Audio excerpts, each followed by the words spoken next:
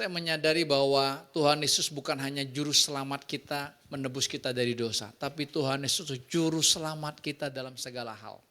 Coba Bapak Ibu perhatikan aja. Hal-hal kecil dalam kehidupan kita pikir, wah ini kecil. Enggak loh.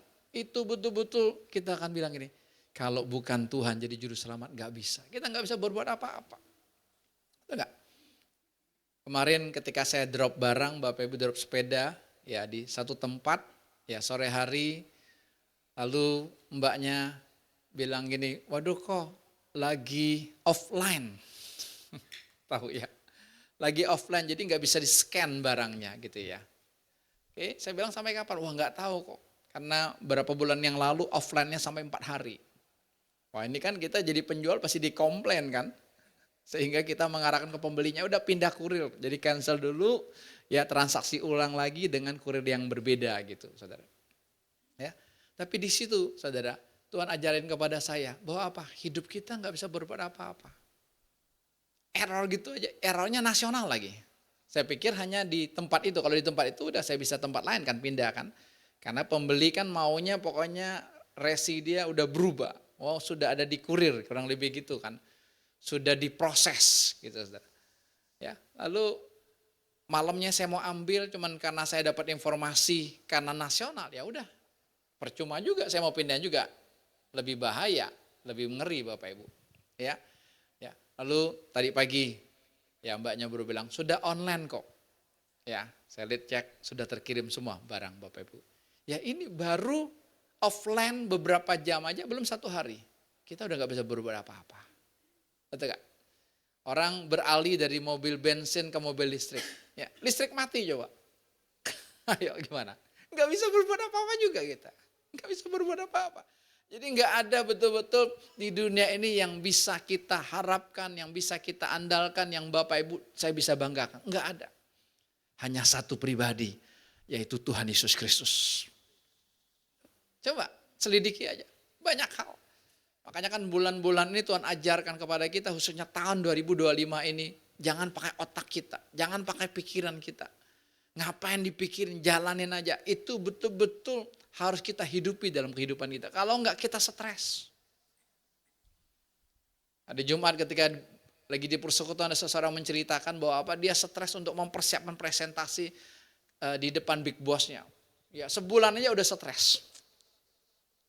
Ya, yang dikasih khotbah 2 bulan udah stres gitu. Saya tiap minggu stres juga. Kalau aku yang hidup stres Bapak. Mau khotbah apa tiap minggu? Ya. Mau sampaikan apa? Mau apa kan ya? Ya kalau aku. Tapi kalau Yesus Bapak Ibu, jangankan tiap minggu, setiap detik pun kita bisa cerita tentang Dia. Ya, jangan pakai pikiran. Ini persiapan, saudara, wow, dia kemana-mana bawa laptop, blank. Kemana-mana bawa laptop, blank. Enggak dapat apa-apa. Yang ada apa? Diare. Mules perutnya. Sampai dia bingung, kok makannya biasa aja, kenapa begini? Saya bilang apa? Karena stres. Betul enggak? Stres karena pikiran kita. Coba, jahat.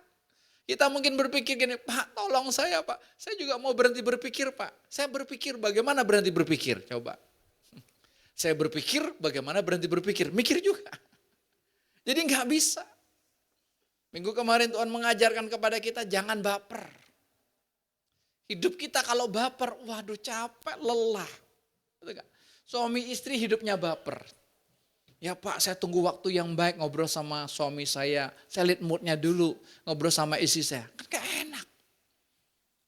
Ya tunggu moodnya dulu, tunggu moodnya enak, baru enak ngobrolnya. Gak bisa. Suami istri itu gak bisa pakai perasaan, jangan. Hajar aja saudara, nikmati aja. Percintaan itu kan, cinta itu kan bukan perasaan. Cinta itu adalah pribadi Yesus dalam hidup kita. Kalau cuma perasaan saudara, hilang sebentar juga Bapak Ibu. Orang tua dengan anak, jangan pakai perasaan. Kasiannya sama papa ya kasiannya sama mama ya, enggak ada. Enggak ada. Kalau kita pakai perasaan, capek, lelah. Karena apa? Karena pikiran, perasaan, kehendak itu ada dalam jiwa kita. Ini tempat iblis menipu kita. tempat iblis menipu kita. Waktu kita terima Yesus, waktu kita buka hati, Yesus masuk di hati kita, Alkitab katakan apa? Roh kita diperbaharui. Iya, tapi jangan lupa kita ada jiwa. Jiwa ini yang terus. Dan maka saya bersyukur di keluarga jiwa ini terus digodok, jiwa ini terus diomongin terus ya. Jangan frustasi Bapak Ibu. Di persekutuan kita ngomongin terus, wah ada penipunya ini, ada penipunya ini, saudara, ada.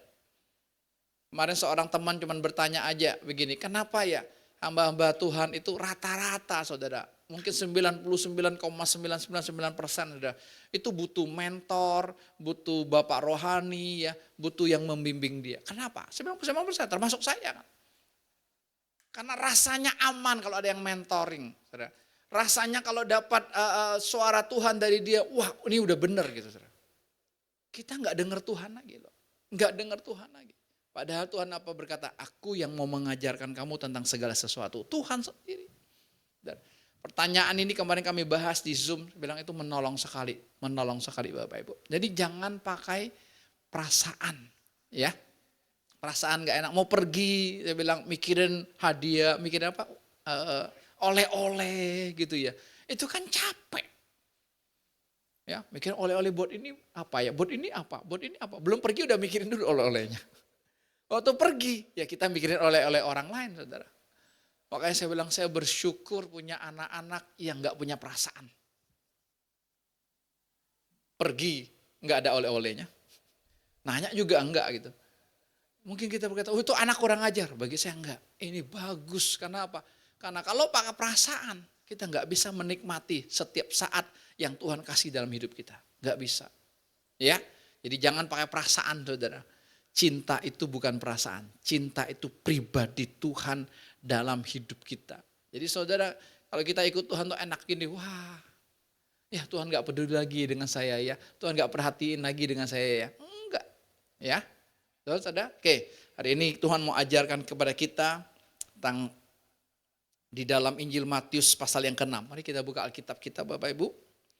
Injil Matius pasal yang ke-6, kita akan melihat mulai dari ayat yang ke-19.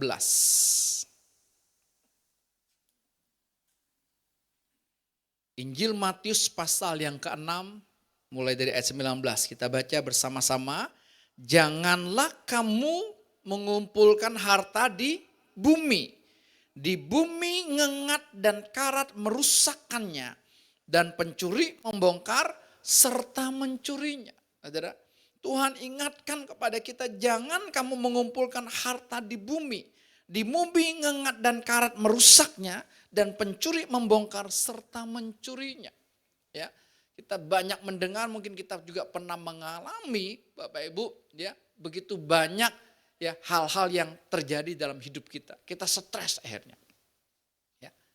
Ini bukan berbicara, oh ya udah Pak, kalau gitu nggak usah punya duit. Bukan itu. Tapi ini berbicara tentang sikap hati kita di hadapan Tuhan. Ketika Tuhan titipkan berkat buat kita, bagaimana sikap hati kita dalam mengelola uang itu. Itu yang penting Bapak Ibu. Ya, ini jelas dikatakan jangan mengumpulkan harta di bumi. Di bumi ngengat dan karat merusaknya, pencuri membongkar serta mencurinya.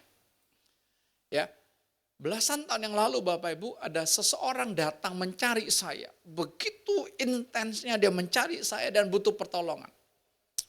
Pokoknya dia tanya udah makan siang? Belum. Pak, saya mau makan siang bersama-sama dengan Bapak. Mau kemanapun dia mau ikut Bapak Ibu. Kenapa? Karena dia sedang mengalami persoalan yang berat tentang keuangannya. Ya, dia ikut sebuah investasi Bapak Ibu. Lalu ternyata bosnya ini, big bossnya kabur. Stres ya. Kenapa? Karena belasan yang lalu aja 3M uangnya.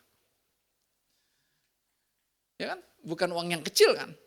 Bagi kita kan, wah 3M. Lihat aja belum pernah kali ya. Apalagi megang gitu ya. 3M. Kalau uang Rp1.000 semua berapa? Serumah kali ya 3M itu ya. 3M Bapak Ibu kan punya luar biasa. Stres dia. Wah kusut betul-betul. Bapak Ibu dia bilang ini rasanya saya mau bunuh diri loh. Saya bilang hancur hidupmu kalau bunuh diri. Ya. Terus saudara, saya ngomongin saudara, ya akhirnya dia mengambil keputusan untuk pergi ke psikiater. Saudara, dia sharing sama ahli jiwa ini Bapak Ibu. Ya, ahli jiwa, saudara. Dia kasih obatnya tentang jiwa, kan saudara. Dan itu manjur. Maka hati-hati, saudara. Kenapa? Kekuatan jiwa ini luar biasa. Makanya kan motivator-motivator, saudara, banyak orang kan ikut training-training lalu apa? Bisa berjalan di atas api, kok nggak kebakar? Bisa berjalan di atas beling, kok nggak ada lukanya gitu? Kok bisa gitu? Coba kalau kita yang normal ini coba, ngeri kan? Kenapa? Itulah kekuatan jiwa. Saudara, psikiater ini kasih satu trik buat dia yang dia harus ucapkan sehari kurang lebih 10 kali. Minimal dia bilang. Apa itu? Dia diajarin gini, dia dibilang gini, ngomong, uang ini bukan milikku, uang ini bukan milikku. Tiap hari dia harus ngomong begitu. Setahun dia terapi. Kelihatannya secara luar dia sembuh. Bulan lalu ketemu dengan saya. Udah belasan tahun yang lalu, bulan lalu ketemu dengan saya. Kelihatannya dia sukacita. Enggak. Saya lihat dalam rohnya, wah kacau. Tetap tekanan. Kenapa?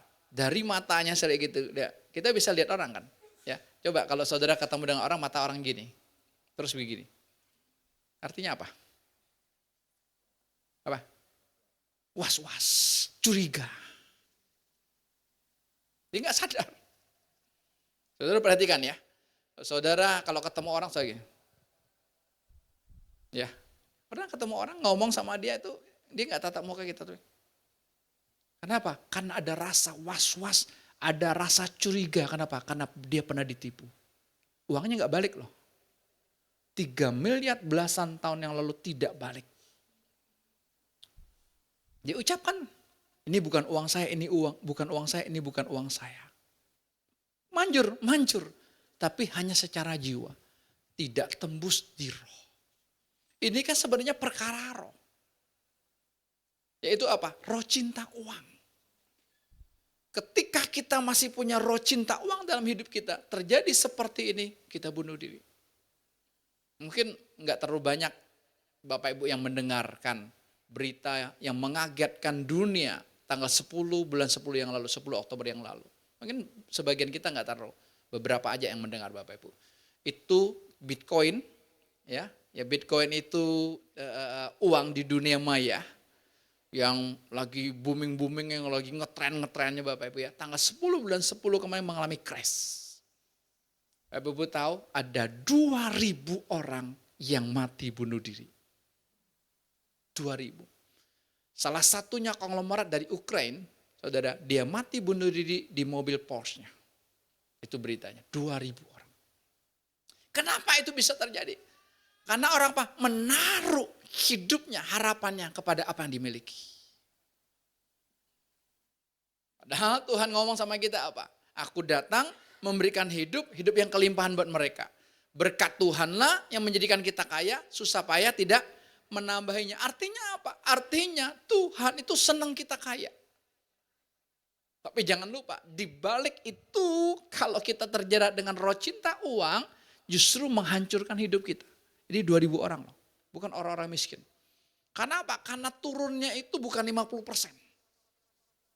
Saya tanya beberapa orang yang main Bitcoin, semakin turun. Padahal apa? Kan enak. Ya, orang Bitcoin kan enak kalau punya uang maya. Mau pindah kemana? Ke Rusia. Kan gampang. Kan semuanya ada di sini. Ya, nggak ada kena inflasi, nggak ada kena pajak dan sebagainya gitu. Enak. Tapi Bapak Ibu tahu, tetap. Tuhan bilang gini, semua yang kelihatan tidak ada yang kekal. Tidak ada yang kekal. Ya, ada orang simpan duit, kalau zaman dulu Ibu Elizabeth simpan duit di mana? Sini ya, orang-orang tua dulu yang bombok juga ya, taruh sini. Hebat ya. Saya bilang hebat lo, nggak kena virus. Tante mesti taruh duit sini nggak tante? Dikasih Rudi taruh sini nggak? Supaya nggak hilang Pak, aman Pak. Ya. Orang kan kayaknya balik lagi sekarang, saudara. Orang nggak mau lagi simpan di bank atau apa. Orang mau simpan uang cash kan. Coba mau simpan gimana? Pakai berangkas. Ada orang mau dibawa kasur gitu saudara gitu ya. Ya saking takutnya. Banyak kan. Sekarang pembeli sepeda juga banyaknya bawa uang cash. Kitanya yang repot kan. Tapi ya itulah apa? Untuk supaya tidak diketahui transaksi di keuangan kita, di digital kita. Karena apa? Pajak lagi. Saya bilang, kenapa kok hidup rumit begitu? Menteri Keuangan kita mau redenominasi. 100.000 nanti 3 nolnya hilang, tinggal 100. Yang 1.000 3 nolnya hilang, tinggal 1 rupiah gitu saudara. Kita mesti pikir, gimana ya nanti gimana? Udah gak usah pikirin. Hidup hari ini untuk hari ini saat ini. Stres. Wow, saya bilang 2.000 orang yang bunuh di seluruh dunia. Karena itu pemainnya seluruh dunia. Salah satu teman saya juga kena. Karena teman saya ini salah satu dia masuk 1.000 orang. Misalnya urutan 1.000 orang terbesar punya Bitcoin. Ya gak bisa ngomong apa-apa. Mau tuntut apa? Ya, dikatakan jelas. Kita sering juga dengar berita nasabah-nasabah tahu-tahu depositonya lenyap. Ya, waktu mau dicairkan nggak ada uangnya, hilang, Bapak. Coba gimana? Makanya saya pribadi ya, ini jangan ikutin. Saya pribadi kalau pergi kemanapun, misalnya nginep di hotel atau di bandara dimanapun, saya tidak pernah pakai wifi umum atau wifi hotel, enggak. Saya pasti pakai data. Gitu. Ini untuk saya aja, ya jangan diikutin. Beda. Kalau istri saya silakan, karena dia nggak ada uang digitalnya, nggak ada dia. Semuanya di sini saja gitu ya. Jadi saya nggak mau pakai gitu ya. Ini untuk saya gitu, bukan benar atau salah, ini nggak ada urusan, ini kan urusan pribadi gitu. Tapi banyak kan kejadian-kejadian lewat wifi yang kita pakai saudara, kita kena hack, data-data kita habis. Mau ngomong apa?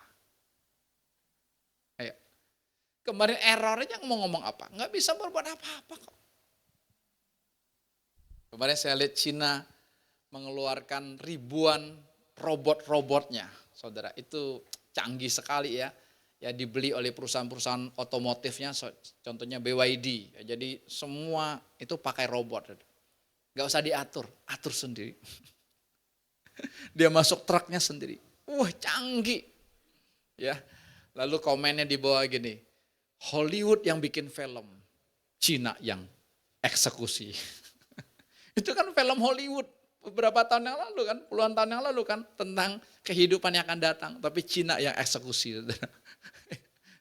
Tapi kekal enggak? Jadi jangan kita bangga dengan hal-hal yang lagi viral. Ya, viral itu apa artinya? Virus for all. Ya, viral itu virus buat semua orang. Ya, sesaat. Ada orang ngobrol sama saya, Pak, bisnis apa yang paling mantap saat ini?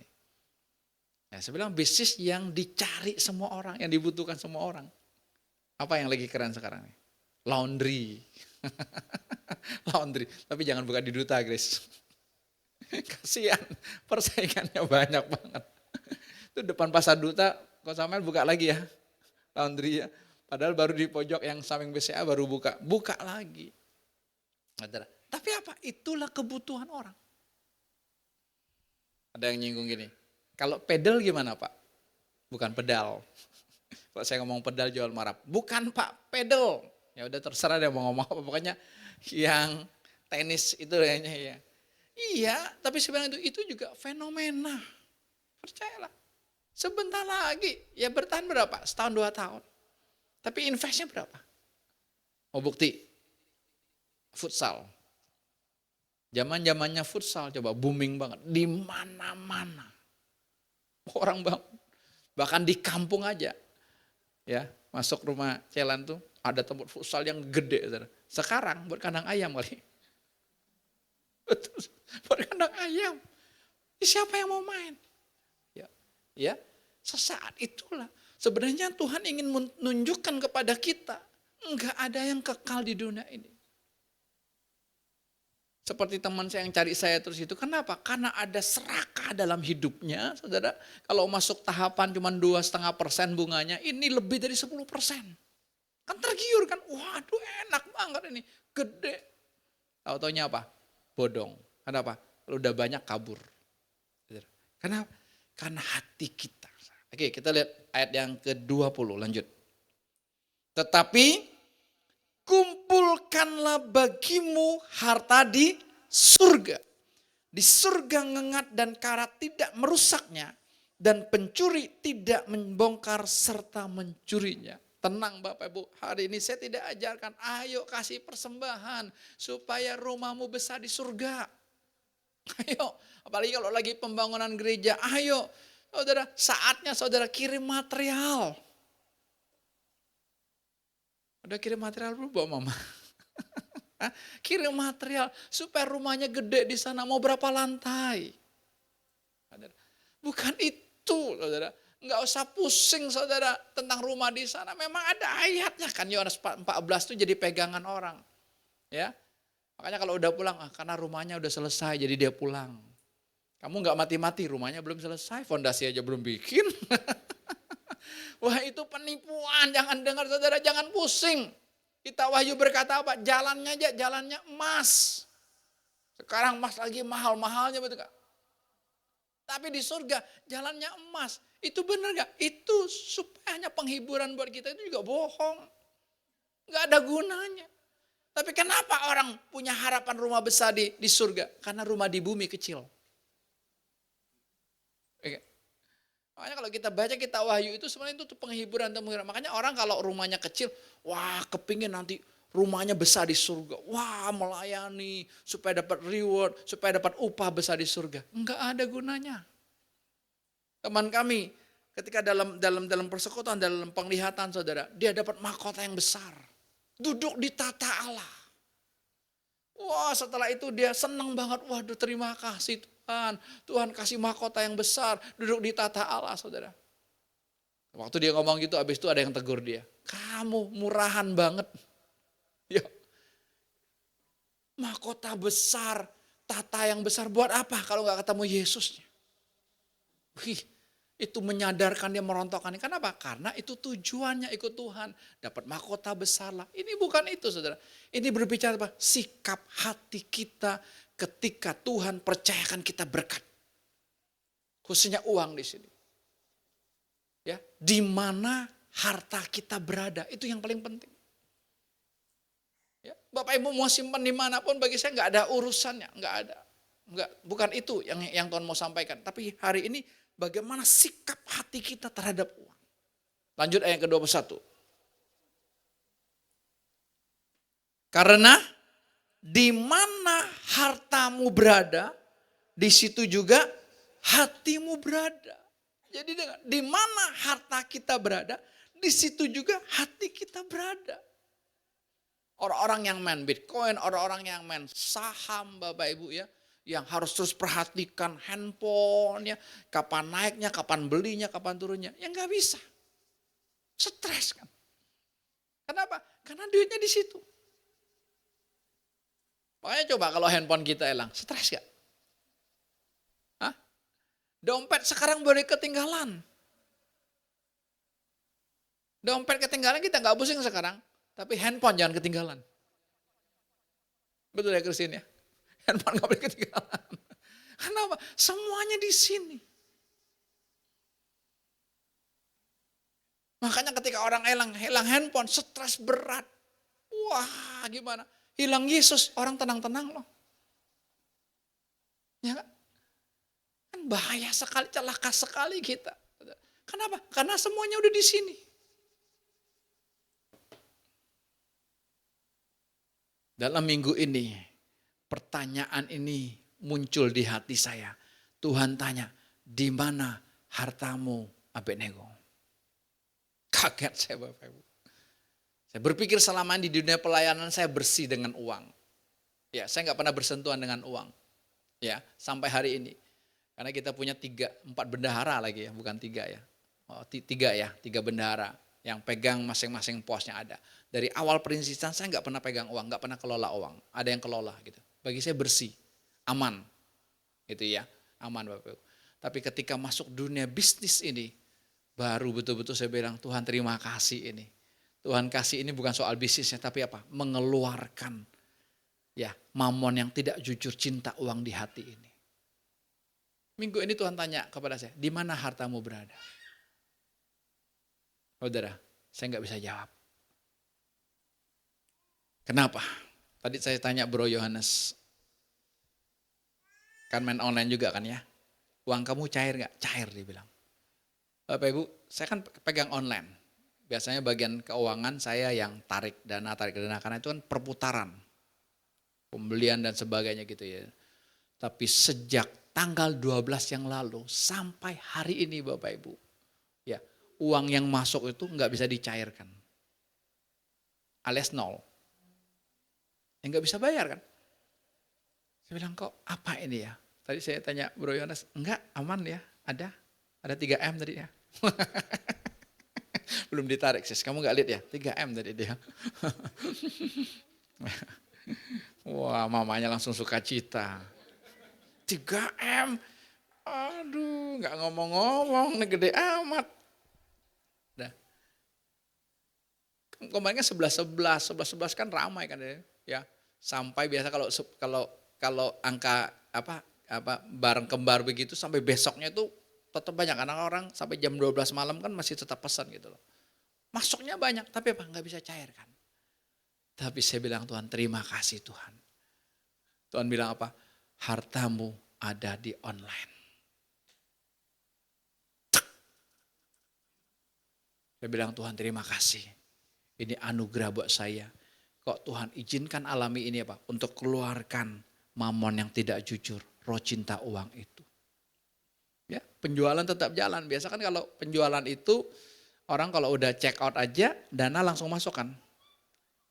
Ya, biasanya penjual terima barang, pesanan selesai, dana langsung masuk ke penjual, itu kan 2-3 hari ya, rata-rata ya. Kalau kita nggak klik pun pesanan kan dia otomatis, pasti, karena tiap hari pasti kok, tiap hari pasti saya tarik, tiap hari saya tarik, karena apa? Belanjaan terus, kan namanya muter, pengusaha itu nggak pegang duit kan, betul nggak? Dia muter kan dengan barang yang ada, dengan produk yang dia jual gitu Bapak Ibu. Tapi saya bilang Tuhan terima kasih Tuhan. Ini cinta Tuhan buat saya. Ternyata hartaku berada di online. Sehingga apa? Di mana hartamu berada? Di situ hatimu berada. Tuhan terima kasih. Yesusnya aku penjarakan.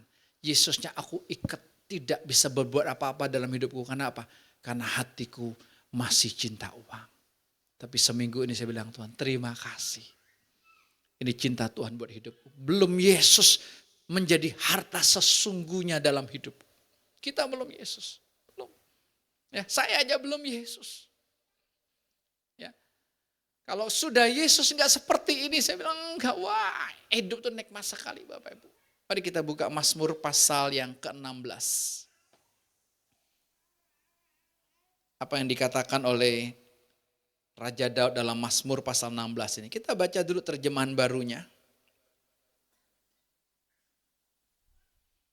Mazmur 16 ayat 5 dan 6. Sama-sama. Ya Tuhan, Engkaulah bagian warisanku dan pialaku. Engkau sendirilah yang meneguhkan bagian yang diundikan kepadaku. Tuhan sendiri.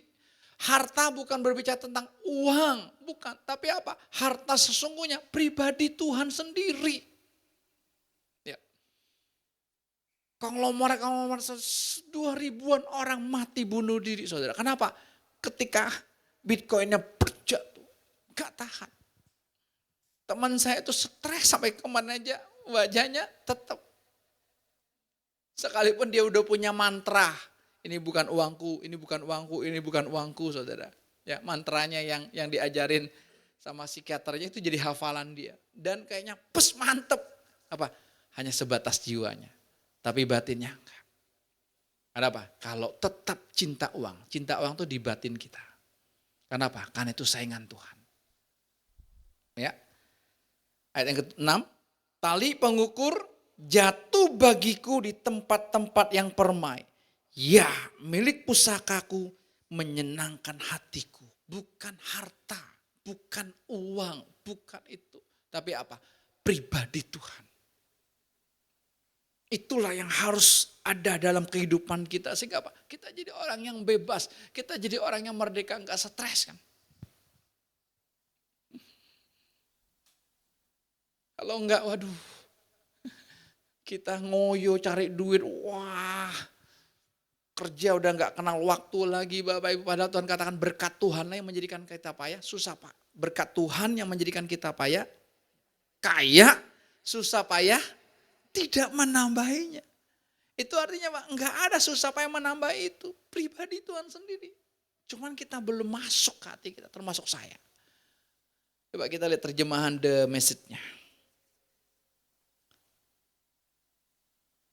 Ayat yang sama ya, Mazmur 16 ayat 5 dan 6 ini.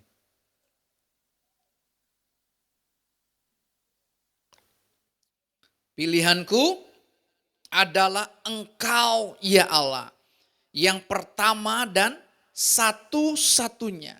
Dan sekarang aku mendapati diriku adalah pilihan-Mu. Engkau memberiku rumah dan halaman, dan kemudian Engkau menjadikan aku ahli waris-Mu. Tuhan mau setiap kita termasuk saya, harta termahal dalam hidup kita satu-satunya apa? Pribadi Tuhan. Ini bukan penghiburan buat kita yang gak punya duit, bukan. Tapi betul-betul ini melepaskan kita dari roh miskin, melepaskan kita dari roh merana, melepaskan kita dari roh cinta uang juga ini. Ya, betul-betul kita harus menjadikan dia satu-satunya harta kekayaan, sehingga apa kita jadi wah kita gak pusing. Justru kalau kita nggak pusing kan datang. Yang kita pusing yang kita cari kan. Kita bilang duit dikejar, dia apa? Bersayap. Kok duit bisa bersayap? Maka kita bilang, kok nggak rame-rame ya? Kok duit nggak tambah-tambah ya? Kenapa? Bersayap. Sampai saya waktu dialog sama Tuhan, saya bilang, Tuhan, duit itu kan kertas. Coba, kertas kan benda mati kan. Tapi kok punya kuasa yang luar biasa loh. Berarti kan hebat sampai Tuhan sandingkan dirinya, kamu tidak bisa punya dua tuan. Aku dan mamon yang tidak jujur. Gak bisa kita ikut Tuhan gitu. Ya Pak saya mau ikut Tuhan Pak, duit juga mau. Gak bisa. Tuhan mau kita betul-betul hanya dia, duitnya nyusul. Itu benar. Tapi kalau kita mau dua-duanya nggak bisa. Ini penting sekali untuk kita sadari Bapak Ibu. Yesus adalah warisanku. Yesus adalah harta kekayaanku satu-satunya. Tidak ada yang lain. Itu mesti ada dalam kehidupan kita. Jadi enak. Petrus ketika setelah hari Pentakosta. Bapak Ibu. Dia masuk ke bait Allah. Di bait Allah itu kan ada yang minta-minta kan. Lalu Petrus bilang apa? Ada yang minta-minta, ada yang sakit juga kan. Emas dan perak aku tidak punya. Tapi nama Yesus. Saudara, statement Petrus yang mengingatkan kita. Pribadi Yesus, pribadi cinta, itu segala-galanya buat kita. Apalagi yang masih kurang buat kita? Enggak ada. Kalau Tuhan bilang apa? Hidupnya aja dia kasih buat kita kok. Masa sih kebutuhan sehari-hari di dunia kita pikirin, kita stres, gimana begini, gak bisa. Hari ini ya sambut, selidiki di mana hartamu berada. Bukan soal tempat penyimpanannya, bebas silakan ya. Tapi apa? Sikap hati kita terhadap uang yang Tuhan percayakan buat kita kelola. Ini sikap hati. Kalau sikap hati kita nyangkut, saudara di situ saudara. Ketika nanti terjadi sesuatu, kita stres. Kenapa? Karena dia sudah menggantikan Tuhan dalam hidup kita. Tuhan gak mau. Kita mesti pilih siapa Tuhan kita. Kalau kita pilih Yesus Tuhan kita, maka otomatis saudara, kita akan benci yang satu. Benci itu bukan kita tidak butuh. Tapi apa? Kita tidak cari. Nanti itu akan datang sendiri. Tapi kalau kita mencintai mamon yang tidak jujur, saudara, secara otomatis kita juga benci dengan Tuhan. Kita bilang enggak, saya tetap mencintai Tuhan. Enggak.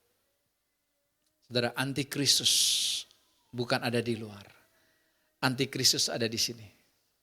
Ketika kita pakai aku untuk melakukan apapun, aku itulah antikristusnya.